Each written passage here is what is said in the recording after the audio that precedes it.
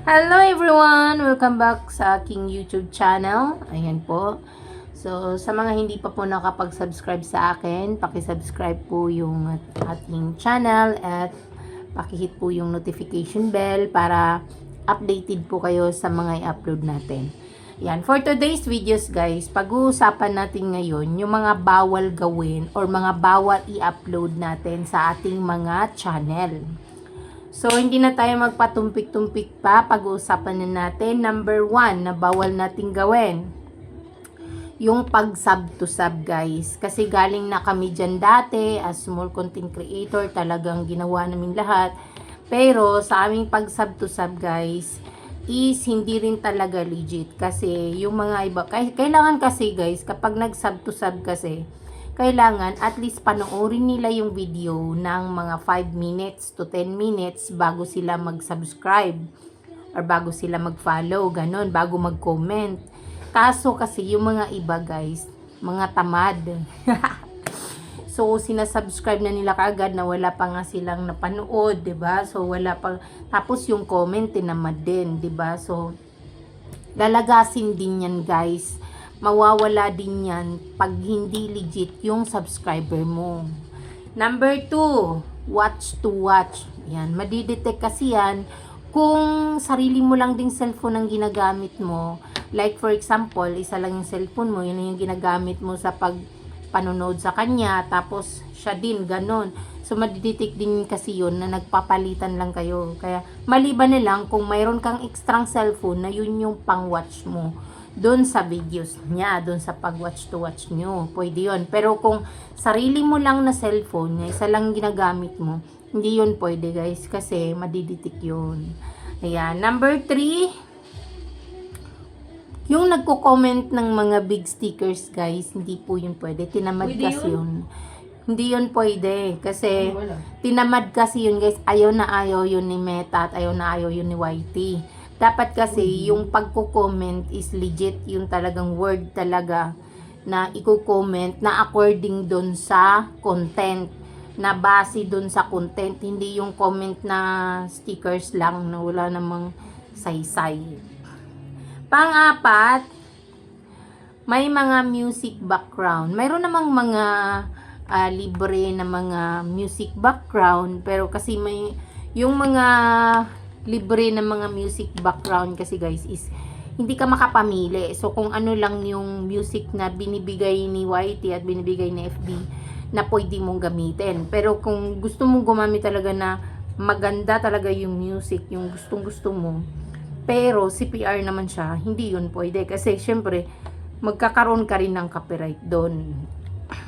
Pang-5, yung mga nagka-caption ng about sa money, about halimbawa babayaran nila kapag ka nag-share, babayaran nila kapag ka nagko-comment, kapag ka halimbawa na pinapanood ng full yung videos mo, bawal po yon, na utusan natin yung ating mga viewers. So yun siya guys, pang-5. So pang-6, yun po yung pagsunod-sunod na pag-upload.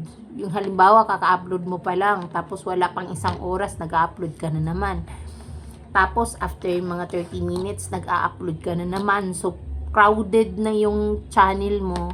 Crowded na yung wall mo. So, yung mga viewers mo, wala nang pahinga. So, kailangan mayroon kang interval.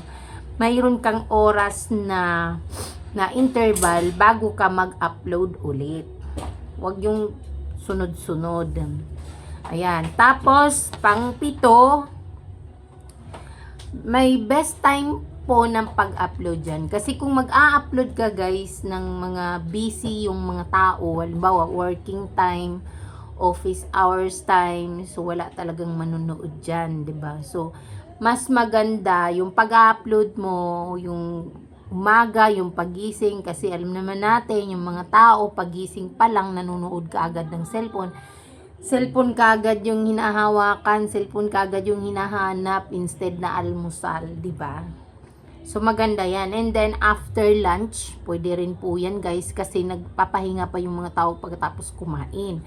Tapos after dinner naman, kasi bago naman yan matutulog, manunood pa yan. So yun yung best time na pag-upload, hindi yung upload lang ng upload. Ayan. Tapos, pang 8 natin, bawal tayong mag-delete ng video kung walang views. Kasi minsan ginagawa ko rin siya guys, pero hindi rin pala maganda kasi once kasi na na-upload na natin yan, nadidetect na yan ni YT or nadidetect na yan ni FB. So hayaan na lang natin siya kung wala sang views, kasi may mga iba naman guys na pag after ng 1 month, after ng 2 months, doon na nagkakaroon ng maraming views, 'di ba? So hindi yan tulad yan ng tulad ng sinasabi nilang sili na hindi umaanghang kagad. Kaya kahit walang views, hayaan mo lang siya. Huwag mo lang siyang i-delete kaagad. So, pang siyam, posting, yung pagbo-post, diba yung may mga iba guys, nagbo-post sila, gamit pa rin yung sarili nilang account, sarili nilang cellphone. Bawal yun, kasi madidetect yun na ikaw lang din yung nagbo-post sa sarili mo. Maliban na lang kung ibang tao or ibang gadgets ang nagbo-post ng videos mo. Kumbaga, nagpaparami ng views, nagpaparami ng followers, ganon. So, boosting kasi, meron kasing tinatawag na boosting guys, na babayaran mo siya.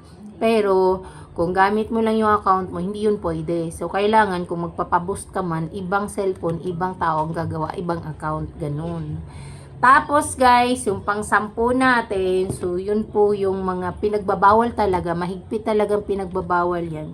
Yung mga kabastusan ng mga content, yung mga naghuhubad-hubad, basta yung mga kabastusan, yung mga di maganda sa mga mata ng mga bata, syempre lalo na sa mga bata.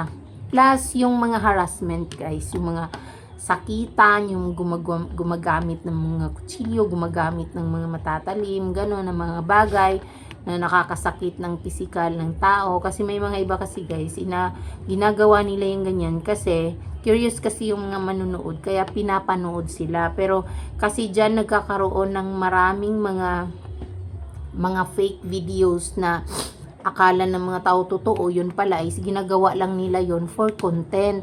Pero nakakuha nga sila ng maraming views, pero dahil hindi maganda sa viewers, hindi talagang against yan sa community violations ng ni YT at ni FB, even sa FB, sa lahat ng mga platform guys, bawal talaga yun. Kaya pinagbabawal talaga yan. Kaya yung mga iba, yung mga nag-upload ng mga kabastusan, mga harassment, mga pananakit, mga away-away, ganun, nag-trending naman sila, pero after kasi mga ilang weeks yan na ma-detect na yan, ay automatic remove yan, automatic delete yan ni YT at ni FB. Kaya iwasan natin yung mga ganyang bagay guys. So sana guys ay may natutunan kayo sa ating video for today. Yan. So kung nagustuhan mo, paki-hit yung ating notification bell at yung ating subscribe button. At paki-comment na lang din and share kung gusto mo lang naman. So thank you guys for watching. God bless.